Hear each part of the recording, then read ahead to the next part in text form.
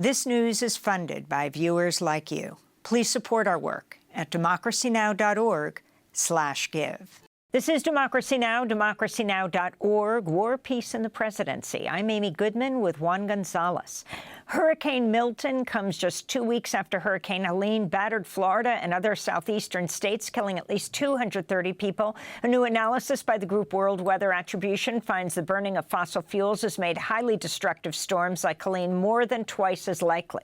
Florida climate activists have declared Republican Governor Ron DeSantis unfit to lead the state since his policies promote fossil fuels, reject sustainable energy options, and ignore or deny the climate crisis.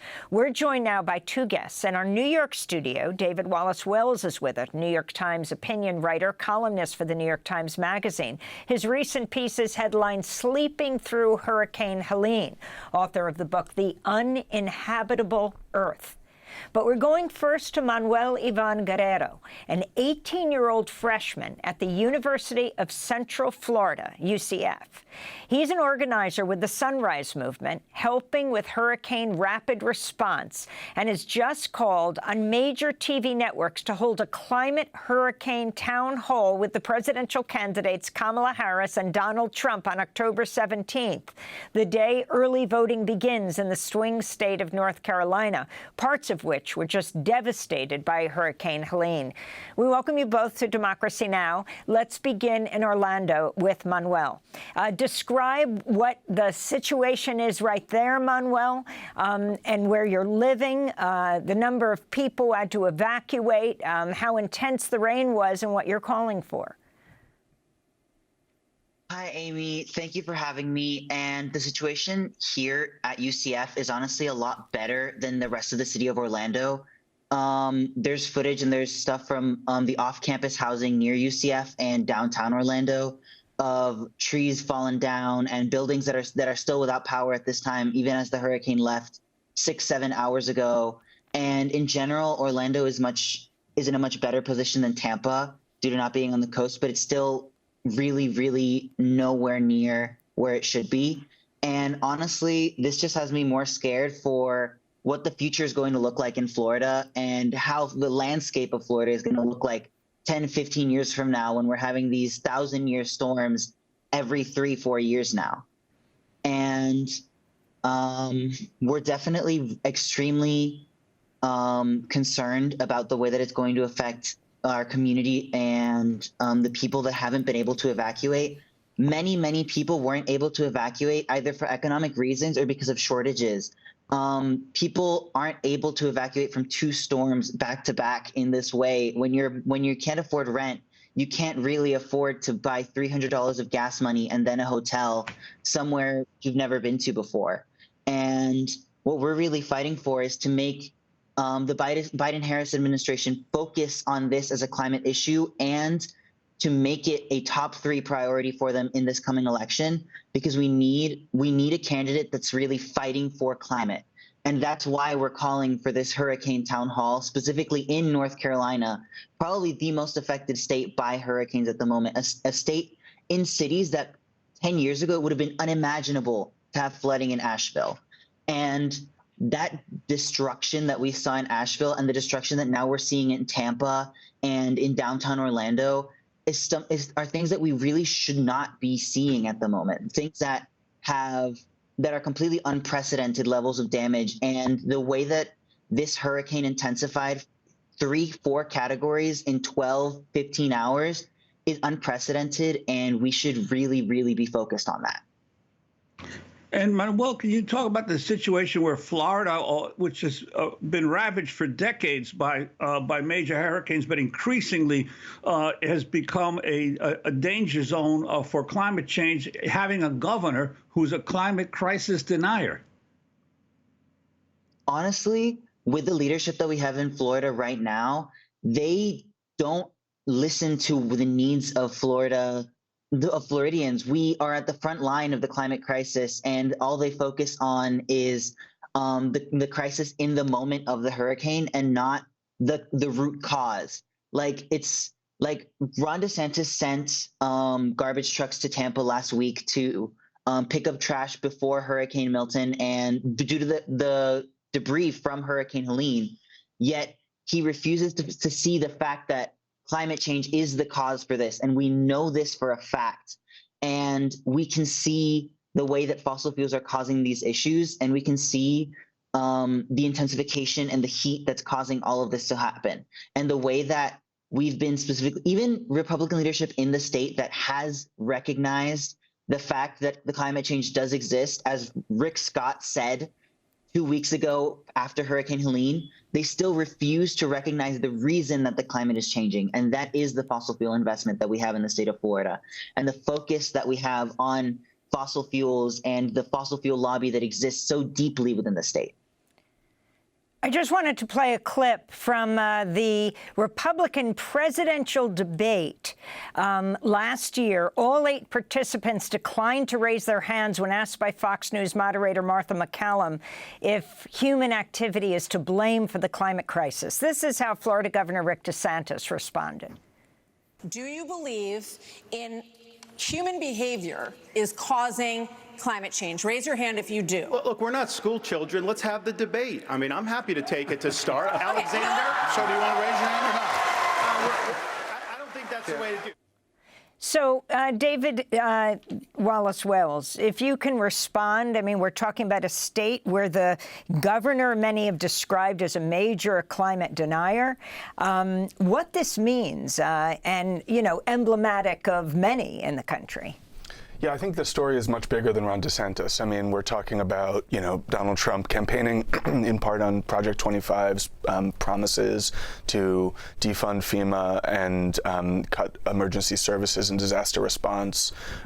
We are seeing all of this disinformation surrounding Hurricane Helene, with people posting on social media about FEMA helicopters shooting down disaster relief, people circulating conspiracy theories about land being seized by the federal government, not to mention, as you highlighted earlier, Marjorie Taylor Greene's suggestion that the weather itself is man-made and controlled by the government. And there's a kind of a grim irony in those who deny that human activity can be driving the climate crisis, but who believe that government actors can control the weather to this scale.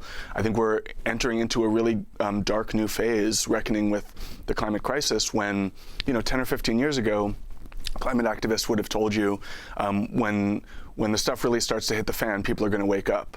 But I think what we've seen over the last few weeks shows us, unfortunately, that when the stuff's hitting the fan, many, many people are choosing instead to retreat into little cocoons of disinformation and paranoia. And that scares me in some ways even more than the weather itself.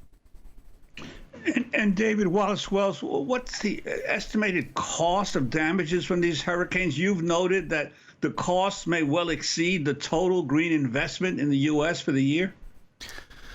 Yeah, well, the damages for Hurricane Milton, we still don't know. It seems likely to be a less damaging storm than people feared a few days ago because of the path, and that's a reminder of just how precarious all of this is. A storm moves 10 or 20 miles in one direction, and it can go from being a $100 billion disaster to being a $5 billion disaster. That's how much we are already living on the knife's edge. But we have pretty good preliminary estimates for the damages from Hurricane Helene, and those are at the moment about $175 billion. That is an enormous number, and to put it into context, the Congressional Budget Office estimates that the total green spending contained in the Inflation Reduction Act, which we're celebrating rightly as the biggest climate investment in American history, the total green investment there, the Congressional Budget Office has estimated as $369 billion, and that's over a 10-year time period.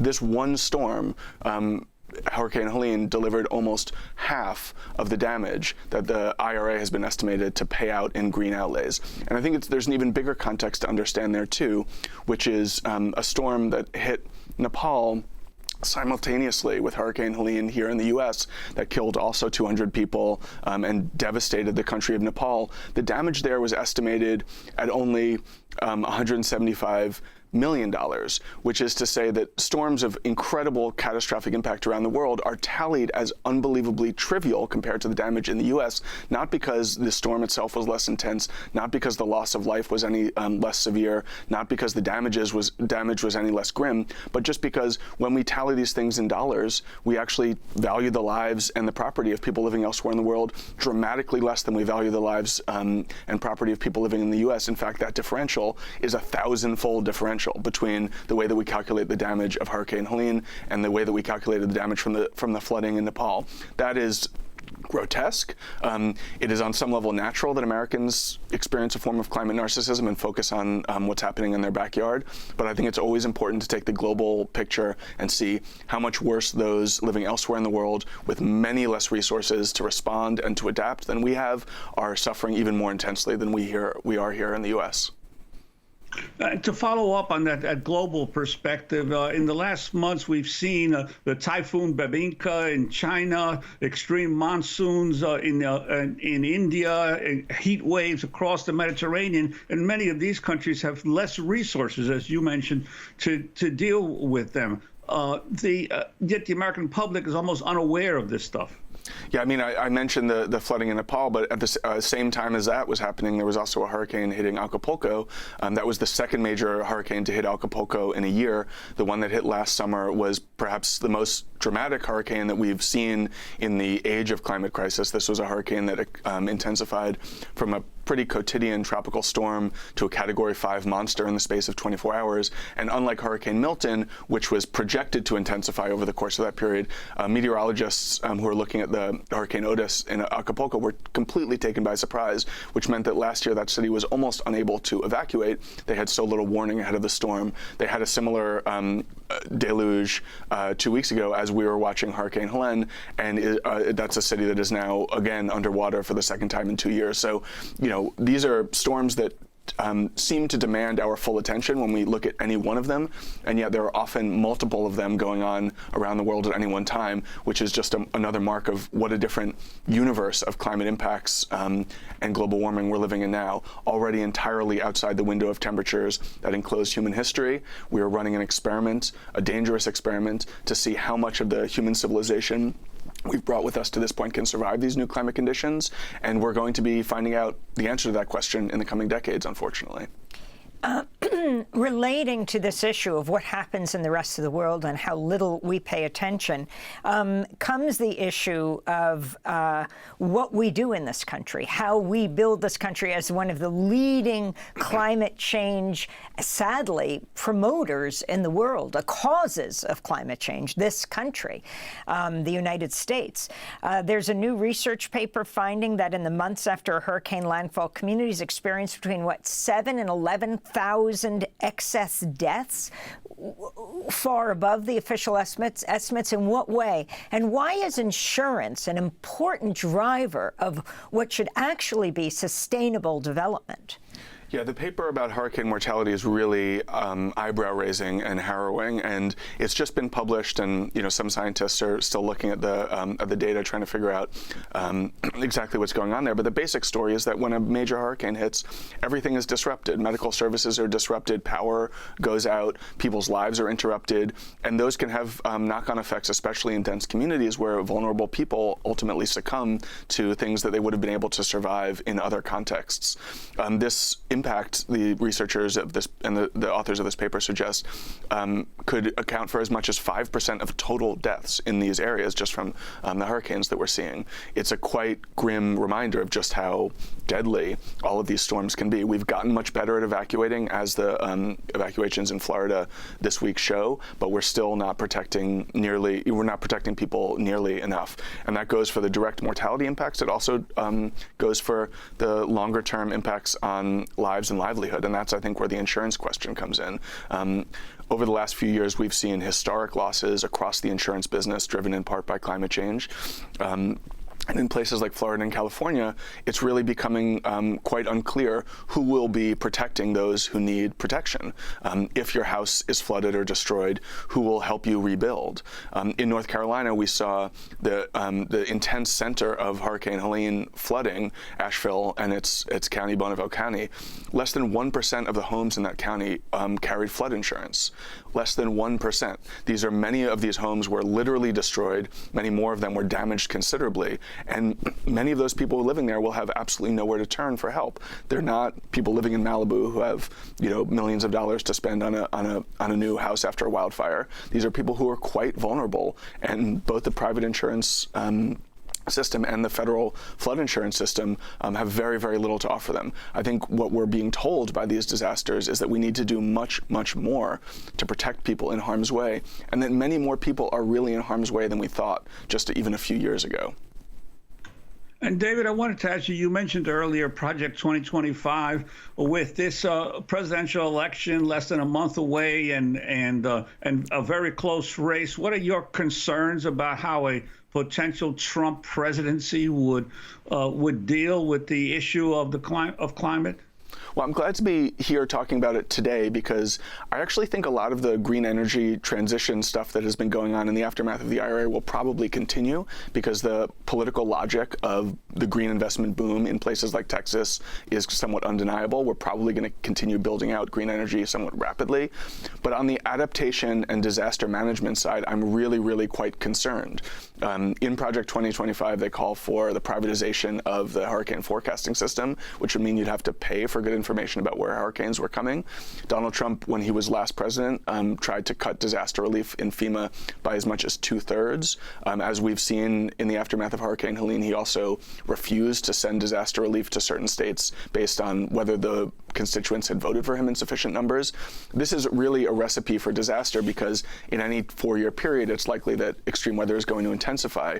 And while I do think that the green transition is likely to continue at some speed under a Trump presidency, I think that there'll be much less humane response from the federal government to disasters like these and much less proactively spent and invested in adaptation and preparation, which is really what we need. We can't only be rushing to the scene of a disaster after it hits. We need to be able to prepare those communities, which is to say all American communities, ahead of time for what's coming.